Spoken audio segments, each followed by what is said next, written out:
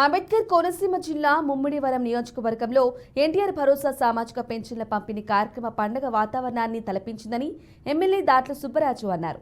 కాట్రినికోన, చెయ్యూరు, మరకోడు ప్రాంతాల్లో ఆయన పెన్షన్ పంపిణీ చేశారు. హామీల అమలులో కూటమి ప్రభుత్వం ముందుంటుందని తెలిపారు. గత ప్రభుత్వం ఏదైనా సాధ్యం కాదన్నారో కూటమి ప్రభుత్వం దాన్ని చేసి చూపించిందని చెప్పారు.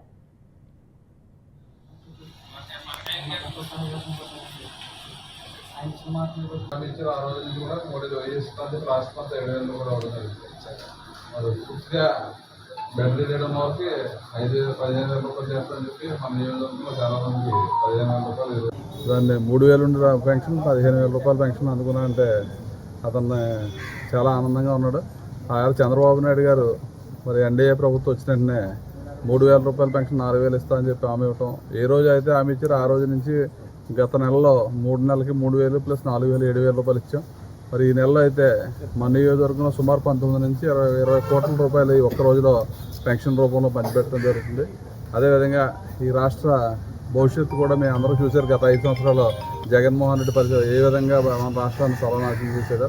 మరి ఇప్పటికే 10 లక్షల కోట్లు మన ఆర్థిక వ్యవస్థ అప్పులు చేశారని చెప్పి చూపించడం జరిగింది. ఇంకా స్టడీ చేస్తున్నారు.